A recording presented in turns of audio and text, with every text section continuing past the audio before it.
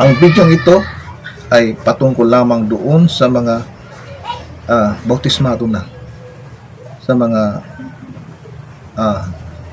mananampalataya na. Sinasay-say ko mga bagay dito bilang patutuo at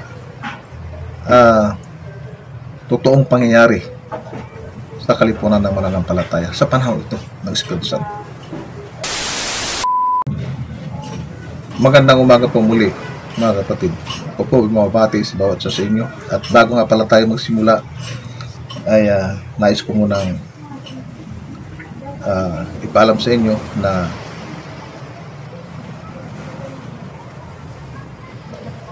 itong Bibliang ito ay matagal na. Ang Bibliang ito ay naglalaman ng kasulatan na tinatawag nating mula sa kasulatan ng Una at Bagong Tipan, panahon ng mga propeta at ang kapanahunan ng ating Panginoong Jesucristo. Ngayon, ang pagdating ng Espiritu Santo ay nabanggit din ng ating Panginoon Jesucristo at yun ay nakasulat dito sa Juan 14:26, Juan 15:16 o Juan 16 City. Andun po yung mga magkakasunod na mga talata na yun tungkol sa mga aliw na isusugo ng ating Panginoon Jesucristo. Siya po may salita nun, ang Panginoon Jesucristo. Kaya yung salita na yung tinupad niya yun, hindi po pwedeng maging salita lang yun na ganun lang na nakasulat. Pag-aralan niyo po mabuti mga kapatid yung sa sulat ni Juan, kung ano ba talaga. Pagkatapos itong banal na kasulatan ito mga kapatid ay nagbilang na napakaraming taon. Mula nung nahawakan ko ito, may kita po 2 dekada nakalipas nung kasalukuyan ng pagdating ng Espiritu Santo magpangga sa panahon ito. Pero nagkaroon ito ng isang malaking kasaysayan sa buhay ko. Hindi ko alam kung bakit ito naitago ko. Nung ako ay lumayo, pumunta ako ng Maynila, nailigpit ko ito sa isang tabi kasama ng isang Bibliang Ilocano. At yung Bibliang Ilocano na yan, pati ito kasama ng ibang mga kasulatan ko, ay binalot ko ng plastic bago ako lumos na Manila. Tapos matagal na panahon nung muli ko siya nabuksan. Nung nabuksan ko siya, kinain na siya ng anay yung ibang mga papel kasama ang Biblia na Ilocano. Kinain po yun ng anay at ito ang natira. Itong aklat na ito mga kapatid ay nagkaroon ng isang malaking kasaysayan sa buhay ko. Ito.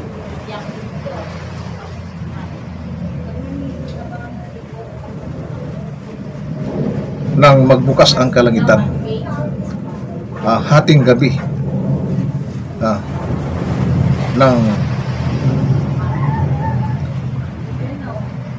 ng panahon na yun, nakaratay ako sa isang karamdaman. Yung sakit ko na hindi ko alam kung gagaling pa o hindi na gagaling. Parang naramdaman ko na hanggang doon na lang siguro talaga buhay ko. Yung mga panahon na yun. Kasi napakarami ng gamot ninom ko. Doon saan ako nakakarating ng magagamot. Kung hindi ako gumagaling. Pagkatapos, nung panahon na yun na nagkita kami ng kapatid ko sa isang bayan dyan sa Aurora, ay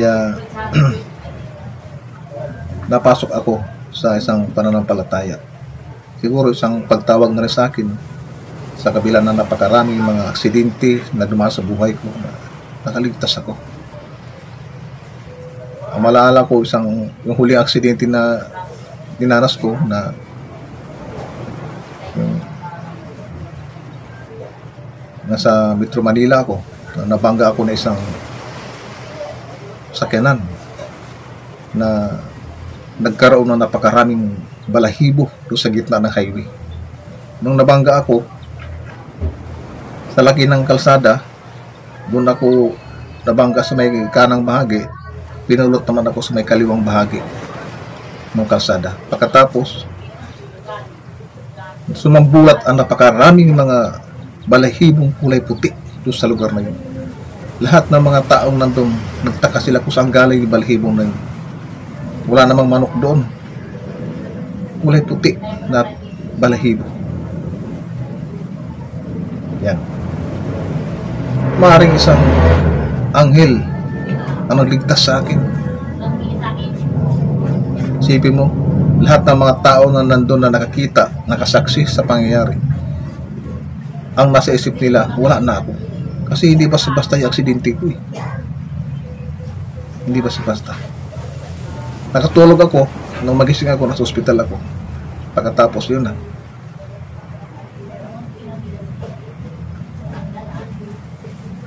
Makalipas ng mga ilang buwan pa, yun, malis na ako.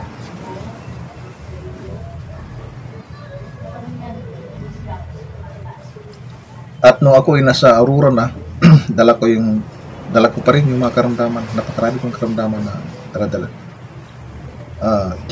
Nagkaroon ng mga instructions. Ginawa ko yung panalangin araw-araw. Tuwing ika-4 na oras, tuwing 3 oras, panalangin hanggang hating gabi. Kinabukasan hanggang hating gabi. Tuwing 3 oras. Alas 6, alas 9, alas 12, alas 3, alas 6 uli. Continuous. Nung napansin ko mga kapatid, nung hating gabi na, yung nakahiga na ako eh. Bakit ibinangon ako? Pero bago nangyari yun, itong Bibliang ito, nasa tabi ko, may altar na maliit, tapos wala pa namang kuryente nung araw, ito sa bahay ng kapatid ko. Yung ilaw namin nung araw, yung gasira. Ito at yung gasira ay nakapatong doon sa altar. Pasamano pala, nasa tabi na higaan ko. Yung asawa ko kasama ko. Tapos, mga hating gabi, alas 12 ng hating gabi, yung asawa ko tulog na, ako naman tulog na rin. Pero bakit ibinangon ako? May nagbangon sa akin eh. Nung pagbangon sa akin, wala ako ibang dinampot kundi ito. Nakasara ito eh, nakasara, na nakapatong doon sa pasamano. Yung pagbangon ko, diretsong ganun eh, diretsong buklat ng ganyan. Pagkatapos, pagbuklat ng ganyan, Marcos 16 ang ipinabasa sa akin. Unang basa ko, kumislap yung napakalakas na liwanag na buhat sa may bahagi ng silangan. Yung bahay ng kapatid ko, mga kapatid, ikwento ko lang, ay kugo ng atip. Tapos, siyempre, mahirap lang naman ang buhay. Kugon lang ang kayang iatip. Nung kumislap ang liwanag, kasabay na pagbasa ko nung sa talatang ngayon, nawala ang bahay eh. Nawala po ang bahay, kundi puro liwanag lahat. Alam niyo ba mga kapatid kung ilang beses kumislap ang liwanag? 3 beses. 3 beses kung binasa, 3 beses din na kumislap yung liwanag. Gulat pa nga ako eh. Nung pagganyan ko, kita pa lang 2 mata ko yung liwanag eh. Dahil nagulat ako eh.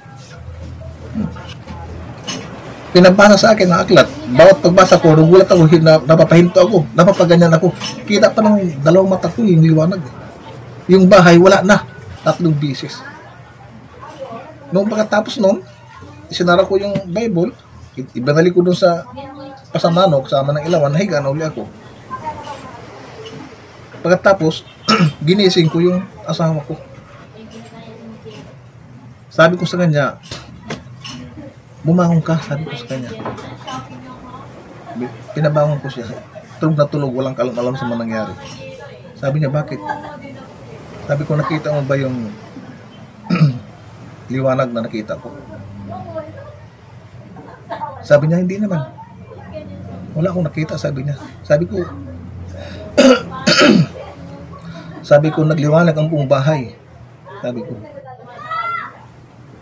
nagliwanag ang buong bahay. Tapos ginising ko yung asawa ng kapatid ko, si Ate Merna. Sabi ko, nakita ko ba yung yung nakita ko? Ano ba nakita mo? Sabi niya, nagliwanag po ang buong bahay. Hindi niyo ba nakita? Nawala ang bahay mo, sabi ko sa kanya, liwanag na lahat. Galing sa silangan, nakatutok ng liwanag papunta sa loob ng bahay. Habang binabasa ko yung kasulatan. Wala, hindi rin niya alam. Alam niyo, kinabukasan mga kapatid ng umaga, dumating ang katawan ko sagrado sa bahay. Nagkukwento pala ako sa kanya, inunahan na ako eh. Kasi ikukwento ko sana sa kanya, yung mga nangyari sa akin nung gabi. Pero inunahan na niya ako. At ang nasa katawan ng mga panahon na yun, ang kausap ko, ang Propeta Aris. Ganyan po ang nangyari. Kaya, yung sakit ko, alam yung sakit ko mga kapatid, matinding karamdaman, parang nagdahilan lang eh. Parang winalis yung sakit ko, wala na ako sakit. Kinabukasan wala na. Wala lang, parang nagdahilan lang. Ang lakas ng katawan ko. Yung lahat ng karamdaman ko, wala, tanggal lahat. Kaya yung isang pangyayari sa buhay ko na hindi ko makalimutan. Magmula noon hanggang ngayon, habang nabubuhay ako, kasama ng mananampalataya, kasama ng Espiritu Santo ng Isurong Sagrado, yung pangyayaring yan ay buhay na nasa aking alaala.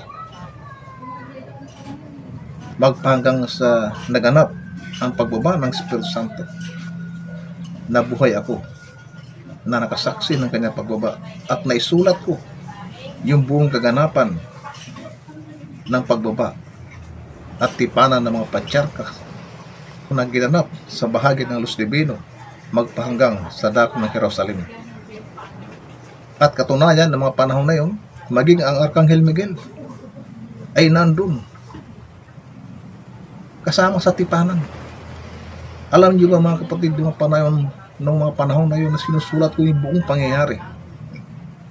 Pakiwari ko, ang kalangitan ay naabot lang ng aking mga kamay. Pakiwari ko ng mga panahon na yun ay kasama ako sa tipanan ng mga patriarkas. Nandun ako sa isang gilid, isang tabi na nakikinig ako ng mga pangyayari at sinusulat ko. At yung kasulatan na yan hanggang ngayon dala ko. Yan po ang buong katotohanan. Kaya nga sinasabi ko sa inyo mga kapatid, lalo na doon sa mga bagong mananampalataya, sa mga bagong bautismo na mapapahalap kayo na nasumpungan ninyo sa panahon ito ang Isurong Sagrado. Nasumpungan din ninyo ang mga kaalakbay ng Isurong Sagrado na mga mangangaral, mga ministro, sapagkat sila yung mga unang nakakausap ninyo. Yan po ang katotohanan yan. So, hanggang dito lamang po mga kapatid at marami pong salamat sa inyong pakikinig sa mga salitang ito. Ang video ito ay patungkol lamang doon sa mga bautismado na, sa mga mananampalataya na. Sinasay-say ko mga bagay dito bilang patutuo at totoong pangyayari sa kalipunan ng mananampalataya sa panahon ito ng Espiritu Santo. Kaya pagpatuloy po ninyo mga kapatid, tuloy po kayo sa pananampalataya. Huwag bibitaw. Hanggang dito lamang po at magandang Umaga po muli sa bawat isa sa inyo.